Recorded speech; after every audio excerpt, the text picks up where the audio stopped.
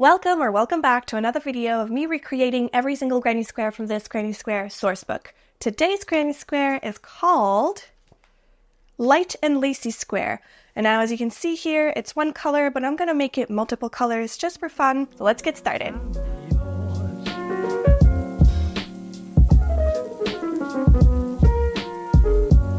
It says here to start with chain 4 instead of starting with a magic circle. Now I prefer magic circles, so I'm just gonna go with that.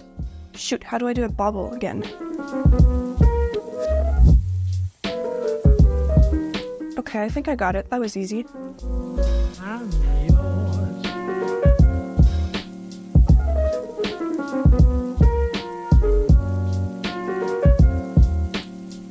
I'm trying to tighten it as much as possible in the hopes of getting this little hole to disappear.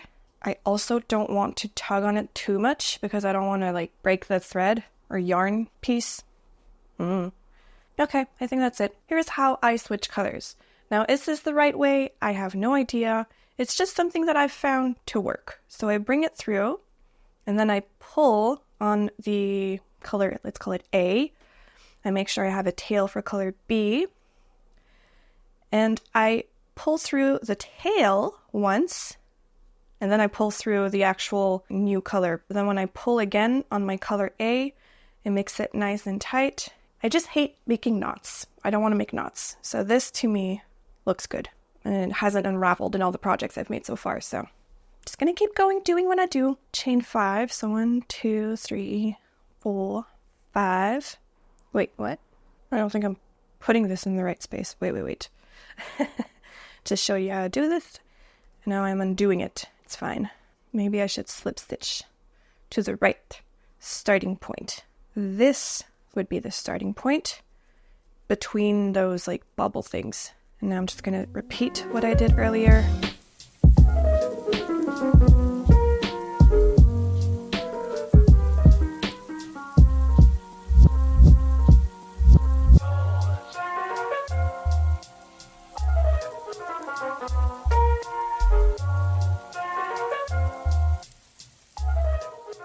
So that row is done. I'm going to switch back to my initial color. So I picked up the initial color for the next round, and what I did is simply used it as if I was using the color B, but it's now the color A again. And as you can tell here, because I didn't cut it off, I have this loose thread, but that's okay because once I'm finished, I'm just going to weave in the ends and hide that part. So it's going to make it nice and neat in the end. And it's saving me from weaving in a bunch of ends. So there you go.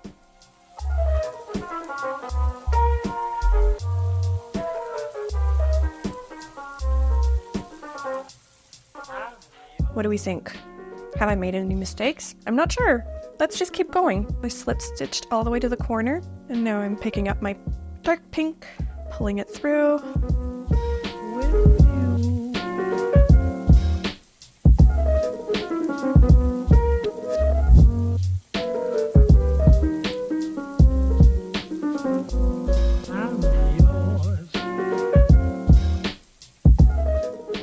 That's really ugly. I'm not the boss. Red Agape is the boss. Or Mandy O'Sullivan. I don't mean to call you out. I just don't like this edge. But maybe it'll turn out pretty. Let's see.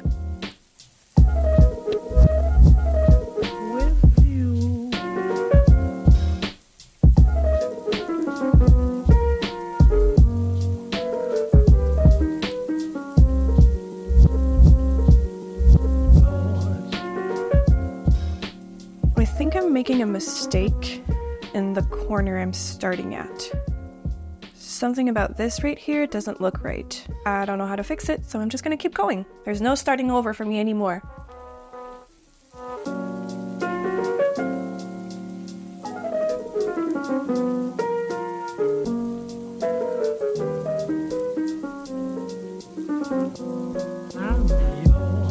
And now it's half double crochets all around.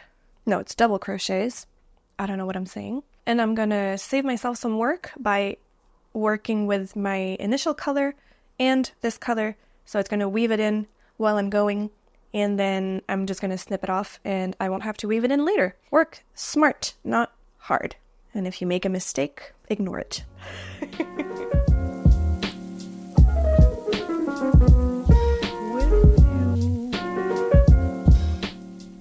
Okay, so I think I'm far enough. I can totally cut my A color because it's been worked in all this edge, so I don't need that anymore. It's not gonna unravel, I think.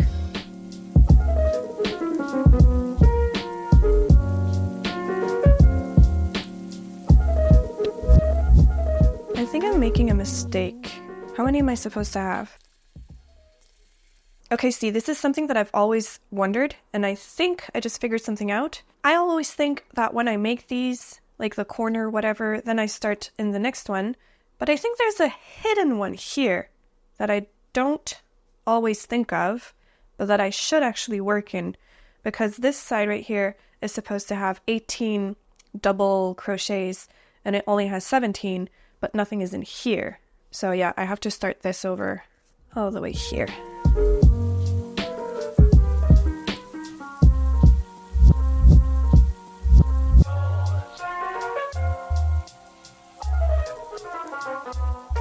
Okay, so again, normally this would kind of be hiding this one, and I would start in this one. But I think I'm mistakenly skipping one. So I'm going to work in this one and see after if my math is correct. Speaking of math, I don't know how many are going to find this relatable, but in high school, I sucked at math. I did not enjoy it at all. My teachers would always tell me, oh, it's so important to know math. You're going to find it useful one day. I was like, math. You know what? If you want to crochet, math might be a little useful. But the basic math, not anything like complicated. Just like how to count and stuff. Not that I couldn't count back in high school. I'm just saying, my teachers were not that wrong. You never know what kind of math might be useful. Okay, let's see. 18, perfect. I figured something out, which is very neat.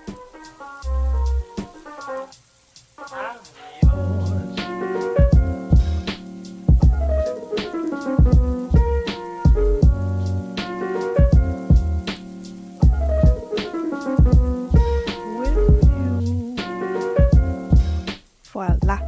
So in theory I finished, but I'm just gonna cut a much longer tail than I normally would.